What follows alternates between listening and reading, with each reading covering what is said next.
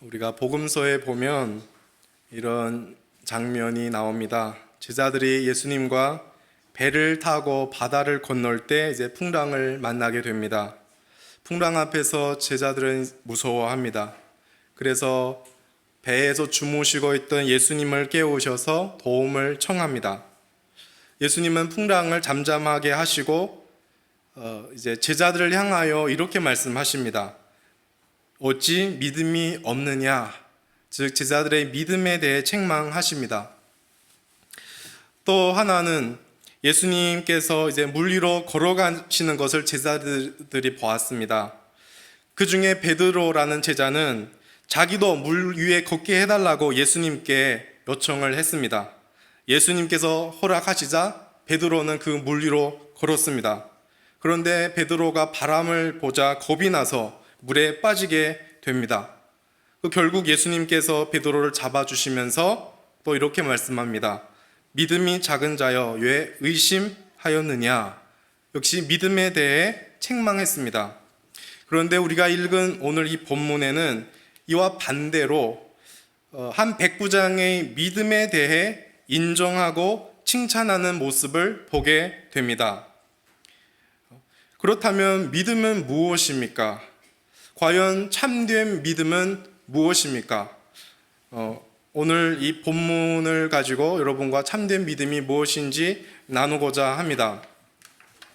전번 주에 우리는 예수님께서 한 나병 환자에게 손을 대시고 말씀하심으로 깨끗하게 하신 사건을 우리는 살펴보았습니다. 그 나병 환자는 나병 때문에 사회적으로 또한 신앙 공동체적으로 버림받은 절망한 인생을 살았습니다. 예수님께서는 한 절망한 영혼의 인생을 회복하셨다는 것이 주요 메시지였습니다. 이어서 또 한 사람이 문제를 가지고 예수님 앞에 나아옵니다. 오늘 본문의 5절을 보니 예수님께서 가버나움에 들어가셨을 때 한 백부장이 나아왔다라고 기록되어 있습니다. 그리고 이 백부장은 예수님께 도움을 요청합니다. 그런데 특이한 것은 그는 자신의 어떤 문제 때문에 도움을 요청한 것이 아니라 자신의 하인 때문에 예수님 앞에 나와 도움을 요청했습니다. 즉 이 사람에게는 여러분이 아시다시피 당시 사회에서 이 하인은 인격체로 대우받지 못했습니다. 물건 취급받았는데 이 사람이 이 하인을 이렇게 아끼는 것을 보아 다른 사람을 향한 긍휼의 마음이 이 백부장에게 있었습니다. 그는 예수님께 이렇게 말씀합니다. 6절 말씀인데요. 주여 내 하인이 중풍병으로 집에 누워 몹시 괴로워하나이다. 몹시 괴로워하나이다. 같은 본문을 이제 기록한 이제 누가복음에 보면 몹시 괴로워하나이다에 대해서는 이렇게 묘사되어 있습니다. 누가복음 7장 2절에 이렇게 되어 있습니다. 이 하인이 병들어 거의 죽게 되었다. 이렇게 되어 있습니다. 즉 하인의 상황은 지금 너무 좋지 않습니다. 죽음의 변두리에 서 있습니다. 이 위급한 문제 앞에서 백부장은 손수무책이었습니다. 할 수 있는 것이 없었습니다. 그래서 예수님 앞에 나와 예수님의 도움을 구했습니다. 아마 이 사람은 그 나병 환자가 예수님 때문에 낫게 된 그 사실을 들었던 것 같습니다. 비록 이 성경에는 기록되어 있지 않지만 그렇게 추측이 가능합니다. 어쨌든 이 사람은 예수님 앞에 나왔습니다. 백부장의 그 요청에 예수님은 조금도 주저하지 않고 그의 요청을 들으시고 그에게 이렇게 말씀합니다. 내가 가서 고쳐주겠다. 그런데 여기서 예수님께서 백부장의 집에 가서 고쳐주겠다고 하자 백부장은 좀 뜻밖의 반응을 보입니다. 8절에 보면 백부장이 대답하여 이르되 주여 내 집에 들어오심을 나는 감당하지 못하겠사오니 다만 말씀으로만 하옵소서. 그러면 내 하인이 낫게 싸움나이다. 예수님께서 백부장의 집에 가서 고쳐주시겠다고 하자 오히려 백부장은 못 오게 만류합니다. 백부장이 이렇게 못 오게 하는 이유를 좀 세부적으로 쪼개보면 두 개 이유입니다. 첫째는 그 주님께서 우리 집에, 내 집에 들어오심을 감당하지 못하기 때문이고, 두 번째 이유는 주님은 오지 않고 말씀만 하셔도 나의 하인이 나을 것을 믿었기 때문입니다. 사실 하나인데 제가 이렇게 쪼갰습니다. 주님께서 내 집에 들어오심을 감당하지 못하기 때문입니다. 첫째 이유는. 다른 번역본을 보니까 이렇게 번역되어 있습니다. 주님, 나는 주님을 내 집에 모셔 드릴 만한 자격이 없습니다. 어떻게 보면 백부장은 유대인이 이방인 집에 들어가지 않는 이런 문화를 잘 알았습니다. 유대인은 이방인들을 부정한 자로 취급했습니다. 왕래를 하지 않았습니다. 그래서 이런 문화를 이 백부장이 알았던 것 같습니다. 백부장, 한 이방인으로서 예수님을 찾아온 것도 유대인인 예수님에게 부담을 주는 일인데, 자신의 집에 예수님이 방문하신다는 것은 예수님을 더욱더 난처하게 만들 수 있었기 때문입니다. 이런 문화적인 차원을 넘어서 이 백부장은 로마의 군인으로서 철저한 계급 의식이 있었습니다. 그래서 예수님께서 자신의 집에 들어오시는 것을 감당할 수 없다라고 말했을 수도 있습니다. 로마 군대에서 계급이 높은 사람이 낮은 사람을 방문하는 경우는 없었습니다. 당시 사회에서 로마 황제가 그 누구의 집에 방문한다는 것은 상상할 수 없는 일이었습니다. 로마의 군인으로서 이 백부장은 그 로마의 황제보다 더 높으신 이 하나님의 아들 예수 그리스도의 그 신분을 아셨던 것 같습니다.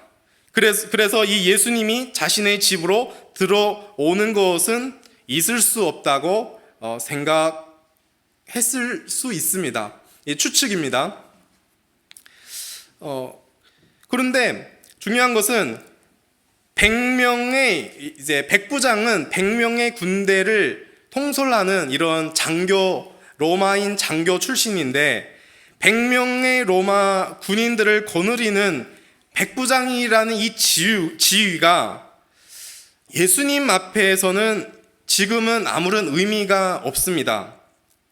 즉, 예수님은 한없이 높은 권세를 가지신 분이신데, 자신은 그 높은 예수님 앞에서 자신은 비록 백부장이라는 신분을 가졌지만 그 높으신 권세 앞에서 자신은 비천하여서 그 주님 앞에 설 자격이 없음을 알았습니다.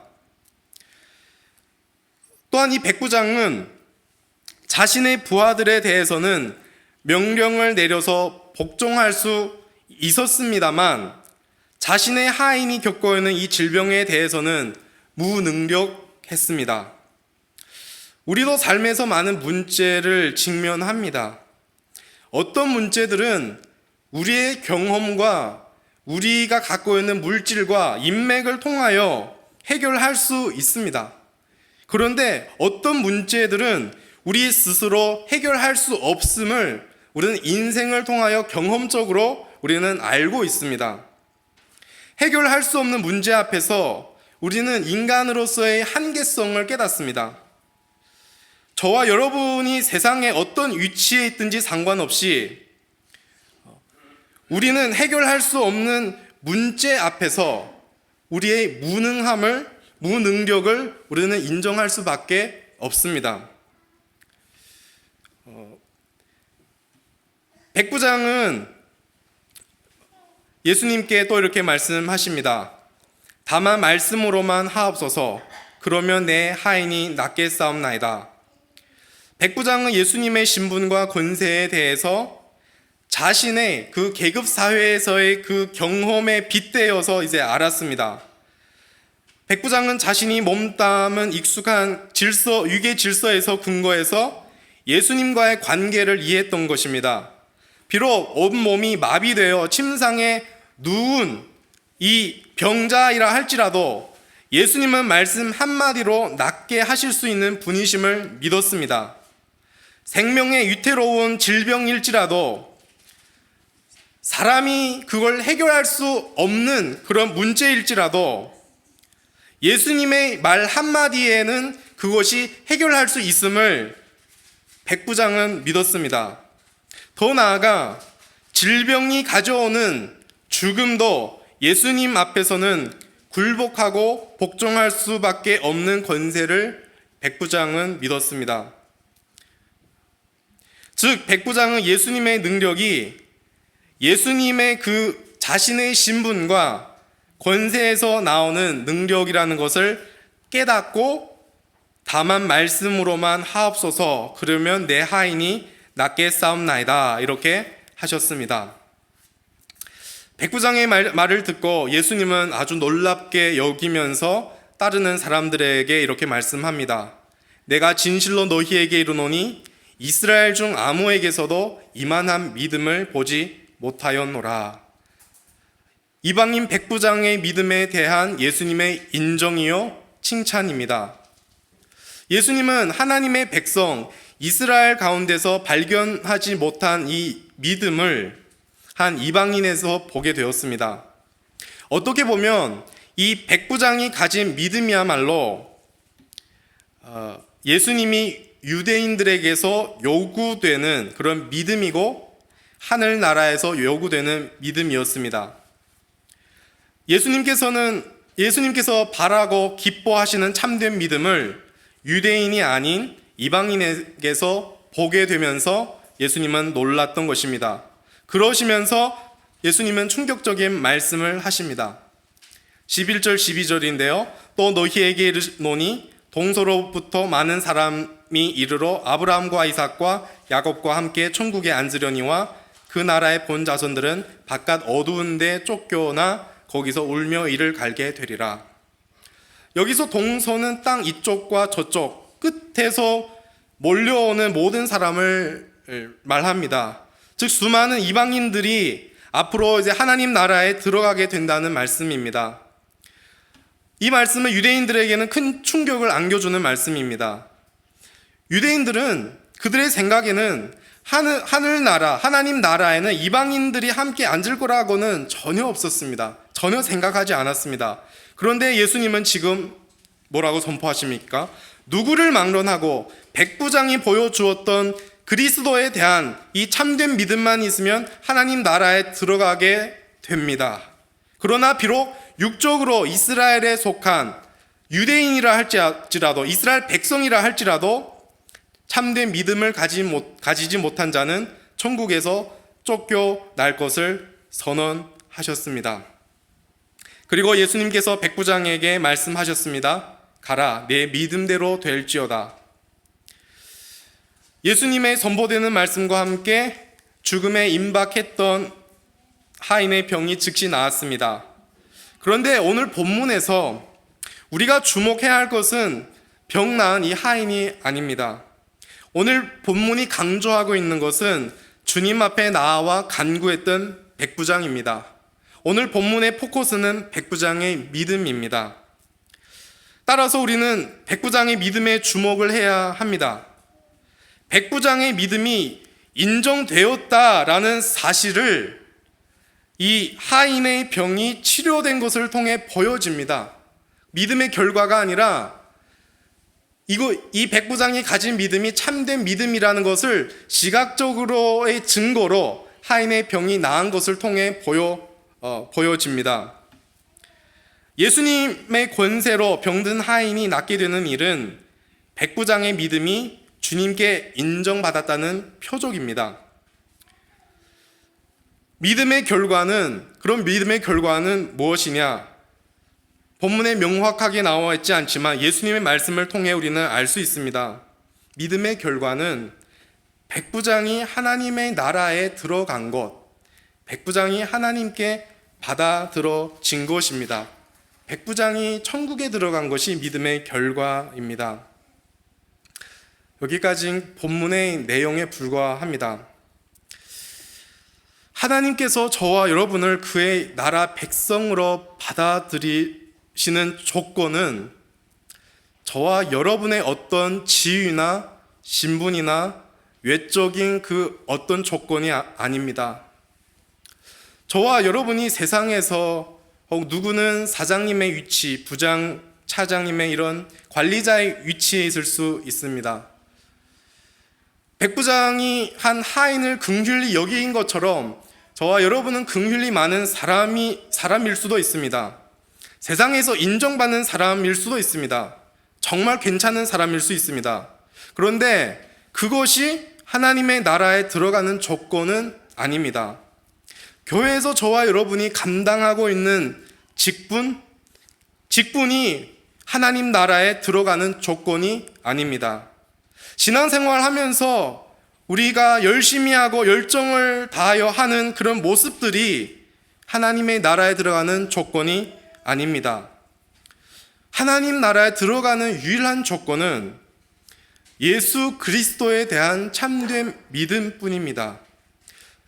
백부장이 오늘 본문에 나온 백부장이 우리에게 보였던 이 참된 믿음만이 하나님 나라에 들어가는 유일한 조건입니다. 이 믿음만 있으면 이방인이라 할지라도 하나님 나라에 들어갑니다.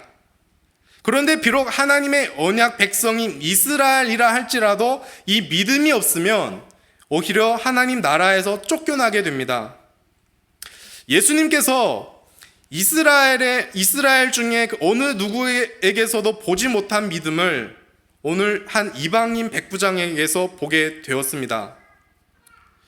이 백부장의 믿음, 예수님이 인정하는 믿음, 하늘나라와 밀접한 관계를 갖는 이 믿음은 어떤 믿음일까요?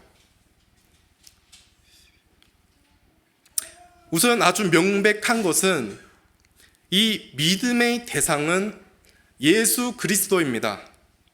따라서 참된 믿음은 그리스도와 떼어서 설명할 수가 없습니다. 권세를 가지신 예수님 앞에 나아가 자신의 무능력과 자격 없음을 그대로 인정한 백부장을 우리는 보았습니다. 참된 믿음은 그 전능하시고 하나님으로서 이 땅에 오신 그 예수님 앞에 나아가서 나의 무능력과 나의 자격 없음을 그대로 인정하는 것입니다. 그리고 권세를 가지신 그 예수님을 전적으로 신뢰하는 것입니다. 한마디로 정리하면 나의 무능력과 자격 없음을 인정하고 전적으로 예수님만을 신뢰하는 것이 참된 믿음입니다. 다른 말로 표현하자면 이제는 나의 신앙과 나의 삶의 근거를 나에게서 찾지 않고 예수님에게 찾는 것이 참된 믿음입니다. 그러니 참된 믿음을 가진 자는 스스로 자랑할 수 없습니다. 교만할 수 없습니다. 주님 앞에서 자신의 무능력과 자격 없음을 인정하는데 어떻게 자랑하고 교만할 수가 있겠습니까? 그러니 이 믿음은 겸손의 믿음입니다. 참된 믿음을 가진 자는 겸손합니다. 또한 참된 믿음을 가진 자는 절망하지 않습니다. 우리 삶에 찾아오는 여러 문제 앞에서 우리는 해결할 수 없지만, 나는 무능력하지만 모든 것을 해결하실 수 있는 예수님을 신뢰하기 때문에 절망하지 않습니다. 나는 할 수 없지만 주님은 전능하셔서 모든 것을 가능케 하심을 신뢰하기 때문에 절망하지 않습니다. 신앙생활을 하면서 저와 여러분 때론 실수하고 넘어질 수 있습니다.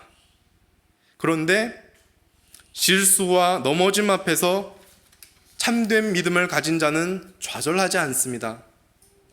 나의 실수와 나의 넘어짐이 하나님 나라에 들어가느냐 못 가느냐를 결정하지 않기 때문입니다. 비록 저와 여러분은 여전히 실수하고 넘어지지만 실수한 나를 다시 돌이키게 하시고 넘어진 나를 다시 일으키게 하시는 그 예수님을 신뢰하기 때문에 좌절하지 않습니다.